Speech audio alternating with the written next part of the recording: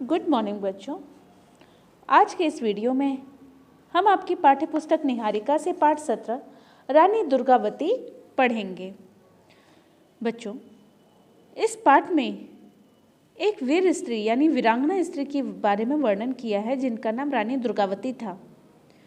इन्होंने अपने आत्मगौरव की रक्षा के लिए अपने प्राणों की बाजी तक लगा दी, मतलब अपनी जान देने से भी नहीं डरी, और ये बहुत प्रसिद्ध हैं। इस वीर रानी ने शक्तिशाली सम्राट अकबर की सेना को कई बार हराया, उनके दांत खट्टे किए और अंत में युद्ध लड़ते हुए इन्होंने वीर गति भी प्राप्त की। इनके जीवन से हम साहस, देश प्रेम, स्वाभिमान, वीरता और आत्म बलिदान के गुणों को सीखते हैं। आइए पाठ पढ़ लेते हैं। जिस समय अकबर की यश पताका हिमालय से बंगाल की खाड़ी तक फहरा रही थी, उस समय जबलपुर के पास एक छोटे से राज्य गढ़मंडल में एक रानी के स्वातंत्र्य की अग्निशिखा भी दूर दूर तक अपना प्रकाश फैला रही थी। बात की जा रही है अकबर के समय की। उस समय अकबर जो थे, उनकी प्रसिद्धि जो थी वो चरम सीमा पर थी, है ना। वो बहुत प्रसिद्ध थे। यश पताका मतलब प्रसिद्धि की जो पताका, झंडे को, ध्वज को बोला जाता है ना। उनकी यश पताका हिमालय से लेकर बंगाल की खाड़ी तक फहरा रही थी। उसी समय जबलपुर में एक छोटा सा राज्य था गढ़मंडल। वहीं पर एक रानी थी। उनके स्वतंत्रता की अग्निशिखा मतलब अग्नि की लौ, उनके स्वतंत्रता की अग्नि की लौ कह सकते हैं। वो दूर दूर तक प्रकाश अपना फैला रहे थे। लोग उनके बारे में जान रहे थे। बड़े बड़े प्रतापी राजा जिस बल विक्रम को न सह सके थे, है ना, बड़े बड़े राजा भी जो थे जिसकी वीरता को, है ना, उनकी ताकत को नहीं सह सके थे, उसी की अवहेलना किसने की? गढ़मंडल की उस वीर नारी ने निडर होकर किया था, और वह वीरांगना थी रानी दुर्गावती, है ना। अवहेलना का अर्थ होता है उपेक्षा या अनादर। अवहेलना का अर्थ होता है उपेक्षा या अनादर। बच्चों, इसको पढ़ते समय आपको दिख रहे होंगे कुछ येलो कलर से लिखे हुए वर्ड्स, यश पताका, अग्निशिखा, है ना, अवहेलना, वीरांगना। तो ये सब जो वर्ड्स हैं आप कठिन शब्द के रूप में ही इसको रखें और इसे अपनी क्लास की कॉपी में लिख सकते हैं। दुर्गावती कन्नौज के राजा चंदन राय की कन्या थी। अब हम रानी दुर्गावती हैं, उनके बारे में हम लोग जानते हैं, है ना। तो दुर्गावती जो थी वो कन्नौज के राजा चंदन राय की कन्या थी। जब वह विवाह के योग्य हुई तब उसके पिता ने राजपुतानी के राजकुमारों में से योग्य वर की खोज का प्रयत्न किया। राजपूत जाति में से पिता चाहते थे कि उनके लिए एक योग्य वर ढूंढा जाए और उनकी शादी करवा दी जाए। प्रयत्न करना मतलब कोशिश करना, है ना। प्रयत्न करना मतलब कोशिश करना। परंतु दुर्गावती गढ़मंडल के स्वामी दलपति शाह की वीरता पर मुग्ध थी। लेकिन जो रानी दुर्गावती थी वो गढ़मंडल के जो स्वामी थे जिनका नाम था दलपति शाह, उनकी वीरता से वो बहुत प्रभावित थी। मुग्ध थी यानी कि प्रभावित थी। पिता को यह बात अच्छी न लगी। दलपति शाह ने जब यह समाचार सुना तब उसने बाहुबल से उस कन्या को प्राप्त करना चाहा। इस बात की खबर जब दलपति शाह को लगी तो उसने भी अपनी वीरता के बल पर उस कन्या को प्राप्त करना चाहा। चंदन राय और दलपति शाह में घोर संग्राम हुआ। अंत में विजय लक्ष्मी स्वरूपा दुर्गावती दलपति शाह को प्राप्त हुई, है ना। चंदन राय उनके पिता और दलपति शाह के बीच में बहुत ही घोर संग्राम मतलब युद्ध हुआ, और अंत में किसको जीत मिली? दलपति शाह जीते और उन्होंने रानी दुर्गावती को प्राप्त कर लिया। गढ़मंडल पहुंचकर दुर्गावती और दलपति शाह का विधि पूर्वक मतलब नियम पूर्वक विवाह हुआ। कुछ समय के अनंतर मतलब कुछ काल के बाद उनके वीर नारायण नामक एक पुत्र उत्पन्न हुआ। अनंतर का अर्थ होता है पश्चात या बाद में। जिस समय वीर नारायण केवल 3 वर्ष का था, विकराल काल ने गढ़मंडल का राज सिंहासन सूना कर दिया। विकराल मतलब भयंकर, काल ने मतलब समय ने गढ़मंडल का जो राज सिंहासन था उसे सूना कर दिया। राजा दलपति शाह परलोकवासी हो गए, मतलब उनकी मृत्यु हो गई। अब रानी दुर्गावती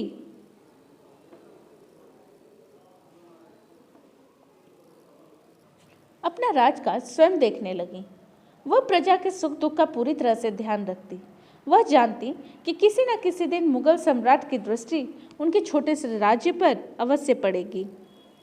इसलिए वह अपनी सेना को भी सुसज्जित कर रही थी, मतलब अपनी सेना को पूरी तरीके से तैयार करके रख रही थी। दुर्गावती की योग्यता, उसकी तत्परता तथा प्रजावत्सलता की प्रशंसा अकबर के कानों तक जा पहुंची। रानी दुर्गावती के बारे में, रानी दुर्गावती की योग्यता मतलब कितनी योग्य हैं, उनकी तत्परता मतलब वो हर काम के लिए किसी तरह कितना तैयार रहती हैं, तत्पर रहती हैं, जागरूक रहती हैं, उसके बारे में। और प्रजावत्सलता मतलब वो अपनी प्रजा को कितना मानती थी, उनकी प्रशंसा धीरे धीरे अकबर के कान तक जा पहुंची। अधिकारियों ने उसे गढ़मंडल को अपने अधीन कर लेने की सलाह दी, लेकिन जो अधिकारी थे उन्होंने राजा अकबर को सलाह दी कि उस गढ़मंडल को अपने अधीन कर लिया जाए। लेकिन उदार हृदय मतलब खुले दिल वाले जो राजा अकबर थे उन्होंने ऐसा करना सही नहीं समझा। लेकिन जब बार बार अधिकारी उनको सलाह देने लगे तो राजा अकबर भी तैयार हो गए और उसने आसफ खान नामक एक सरदार को गढ़मंडल पर चढ़ाई करने के लिए भेज दिया, आज्ञा दी। रानी दुर्गावती को जब यह समाचार मिला, रानी दुर्गावती को जब यह समाचार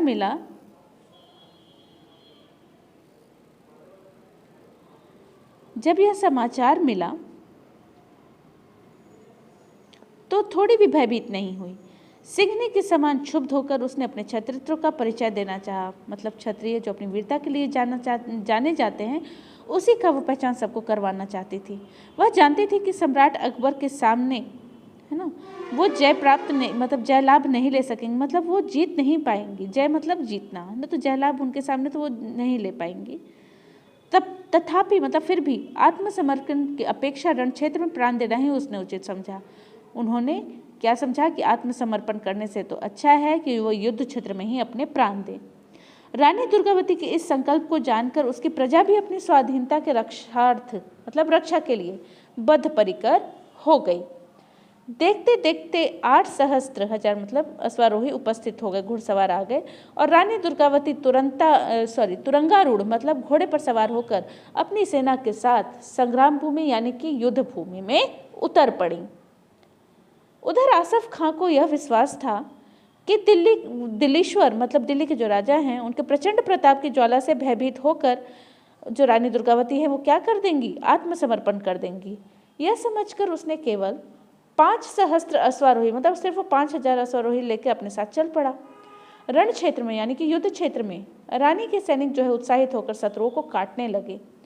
विपक्षी जो थे वहां से भाग निकले और आसफ खां जो है बड़ी कठिनाई से अपने प्राण बचाने में समर्थ हुआ।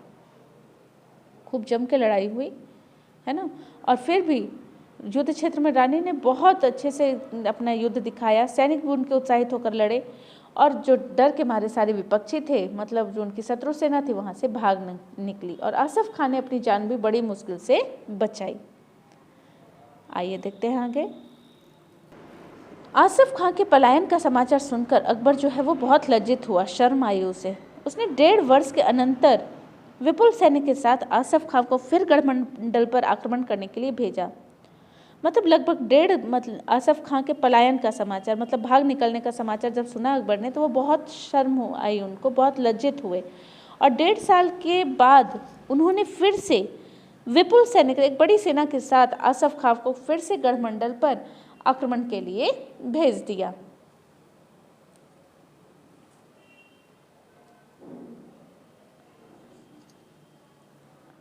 इस बार भी रानी दुर्गावती ने सेना ने पूर्ववत मतलब पहले के जैसे अपना प्रचंड बल दिखाया, बल ताकत दिखाया, विक्रम वीरता दिखाई, प्रदर्शन किया और रानी की क्रोधाग्नि में शत्रु सेना पतंग के समान भस्म हो गई। लेकिन फिर भी रानी की जो क्रोधाग्नि थी, क्रोध रूपी अग्नि थी, उसमें शत्रु की जो सेना थी एक पतंग छोटे छोटे कीड़े मकोड़ों के समान जलने लगी।